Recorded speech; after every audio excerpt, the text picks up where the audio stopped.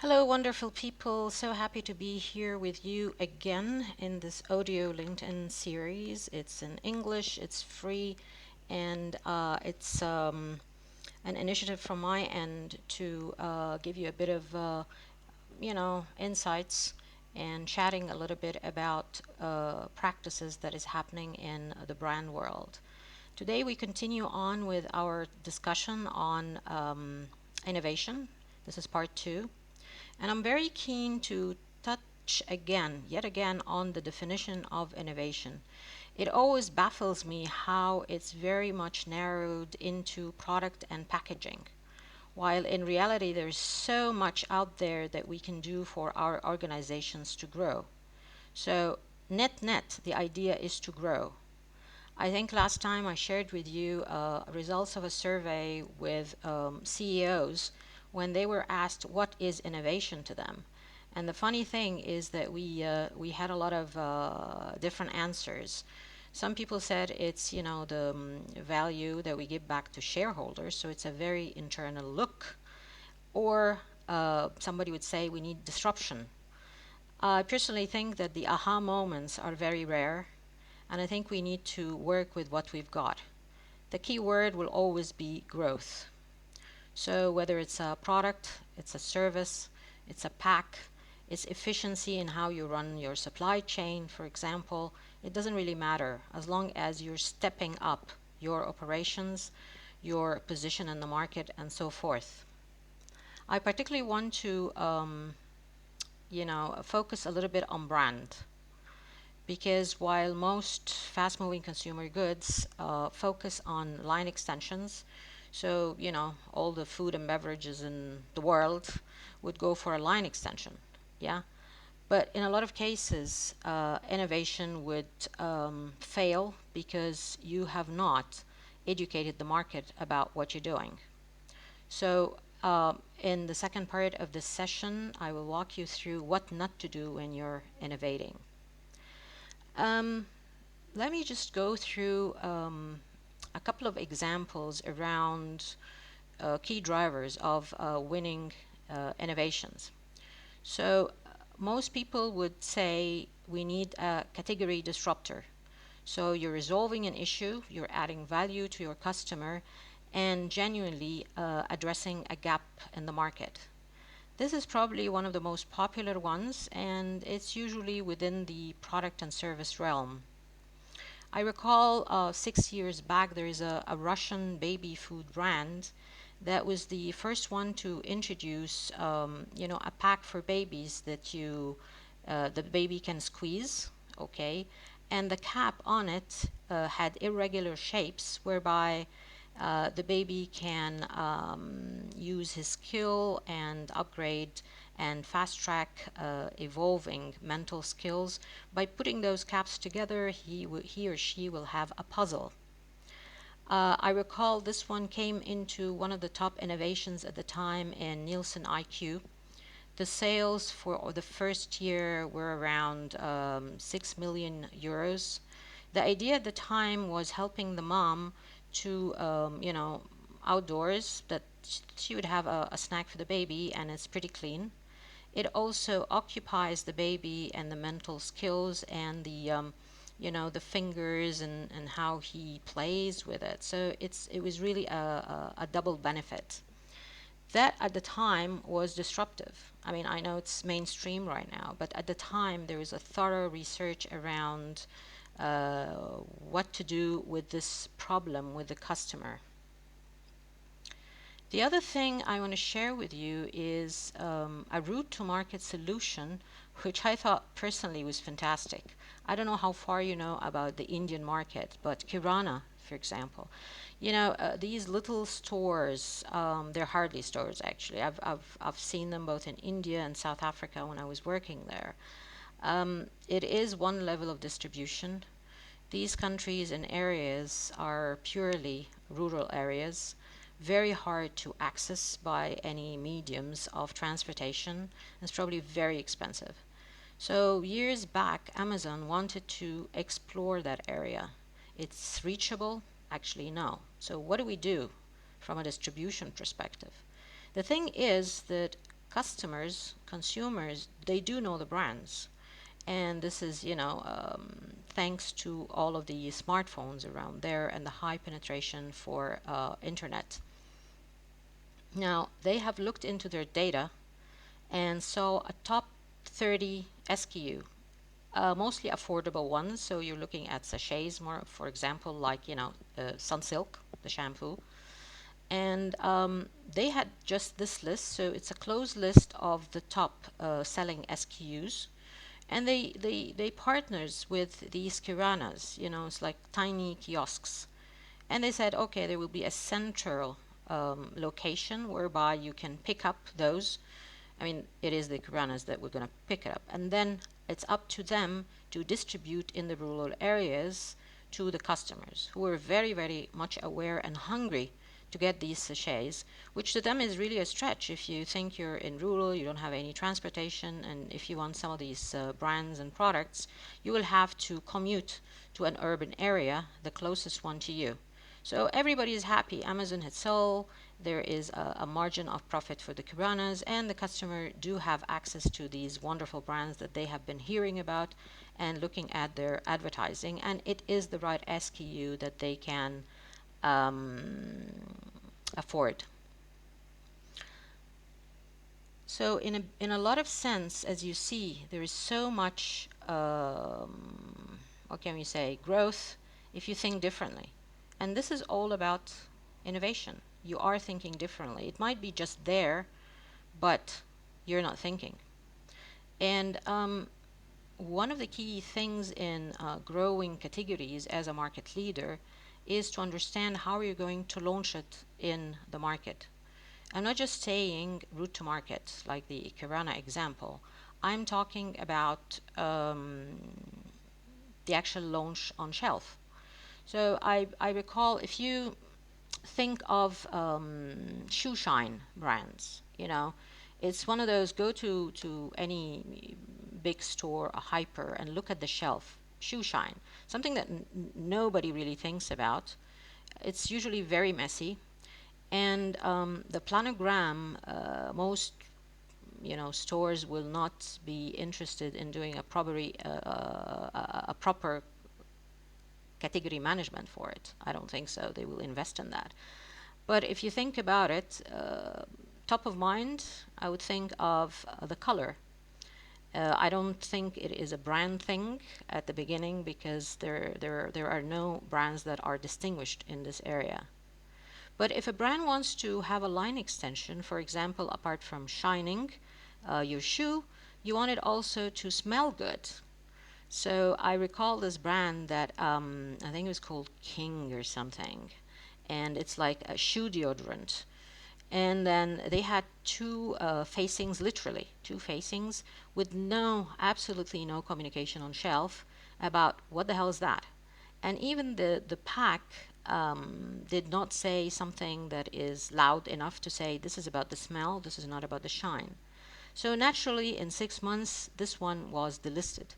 Even though when they did the research, and even at ideation stage of innovation, they found a lot of interest from customers that they want to have something that removes foul odor from their shoes. So it's really taking care of the shoe from the outside and from the inside. And sadly, there's too many examples of good innovation that you took the time to run by research, you do workshops, you've run R&D, and then boom, nothing. I want to stop also at understanding a bit about the brand stretch. I get this all the time, and some of the stretches are really, what can I say? It's amusing, okay? So the thing is, ideally, in the ideal world, you would already have a brand architecture. A brand architecture, in simple words, it is your map. It's like an organization chart, that the ones that organization have or HR would put for you. It's the same thing, but it is for brand. So if a big company has many brands, you need to make sure where each brand lies, what is the equity, positioning, the product line, and so forth. You need to also understand where you're going to stretch next, because this stretch and growth could be within the same brand, or it could be same category but a bit of a stretch, different category but a stretch, an adjacent category within that same brand, or you think, no, we need to create another brand because the association of that particular brand cannot hold that new category. Yeah. So if you're a mainstream, more of lower kind of class, known for X positioning, you cannot just jump into a premium, all jazzy new technology, blah blah blah. You need to weigh your option. You need to ask consumers about your equity and what is a good fit or not, because the core thing is credibility. I have unfortunately seen too many examples, and some of them are amazing global brands that have done this mistake. So if you're a small brand and you've done this mistake, don't worry about it. Big players did that. I think in the US there was this famous example years back when Dove, Dove, and their claim is that they have quarter of cream in their soap. So they launched a dishwasher liquid. It failed miserably. Not that it was a bad product, but the fact that they were so strong in the positioning of being good on the hands and the skin, when they took that and went into another category, what we were trying to say is this does not work. For the simple reason is customers' expectation is to deliver on the key element of that category. And what is that? Clean dishes. So with all the greases of, plates and stuff and pans, I need as a customer to know that you're going to clean my dishes. And then I'm happy to believe that Dove is still continuing on to be tender and soft on my skin while I'm washing. Now, question mark, of course, whether you're actually washing with your hands or you're having gloves. So is even the benefit of having a creamy, soft dishwasher as Dove even of interest? We don't know, and obviously it was a big failure. If you are a brand that is anchored in a certain space, there is a local a brand, Karina. These guys are like, they've been there forever. I respect what they've done, but I don't think they moved on more. They are known for Lycra, more of, casual sports type of clothes since forever. They have not moved from that image, but they themselves think that they are evolved. So when they briefed an agency that they are launching women's line for working women, they got the celebrity, they got the fashion and everything, but there was zero credibility because they have not took the customer in the journey whereby they are moving from this limited Lycra range to a more sophisticated one. And the funny thing, they had already the stuff there, but they never communicated. They never took the customer with them in a journey. In a lot of cases, I feel there's a bit of ego, there's a bit of confusion, or where you are as a brand versus what the total market is there. And you're losing a lot because at the end of the day, you are investing in advertising and it's not paying off, not because the ad was bad, but because customers are not there mentally. Yeah. And again, goes back to brand saliency. If you've been silent for so long, that is a huge, huge mistake. Don't expect that you come up with a celebrity campaign 3 years later or 5 years later announcing whatever, okay, and people will believe you. It's a journey. You are building a brand. This is not just pop out, pop out. Unfortunately, I see that they're continuing on with the same thing, but they're not fixing the core in that respect. There's, again, too many examples of these. It's like Dettol shampoo. Would you put Dettol on your scalp? Maybe for medical reasons, okay. But a general mainstream shampoo, I don't think so. So with all of these examples, and particularly on brand, you can win or you can't, but the most important thing is that you understand what your equity is, and is it a brand fit? If you think somebody like Version, amazing brand. I mean, Sir Richard Branson, we've all read his books and we learned a lot from him. But the anchor of Virgin, starting in music, then expanded into a lot of things like holidays, an airline, mobile phones, trains. So all of this clustered within the music lifestyle kind of stretch makes sense. But when Version launched Version Money, so you're talking into financial institutions, that was really back then. Um, Probably you can do one of those apps or whatever, transfer money, but as a financial institution labeled or branded version, honestly, that does not really work for me. One of the reasons that innovation fails is that there is no process. So I would tell you it is long and it's tedious, and there's a lot of effort, time, and money go into it. If you're not into innovation, don't do it. Just excel what you currently have. Innovation is not for everybody.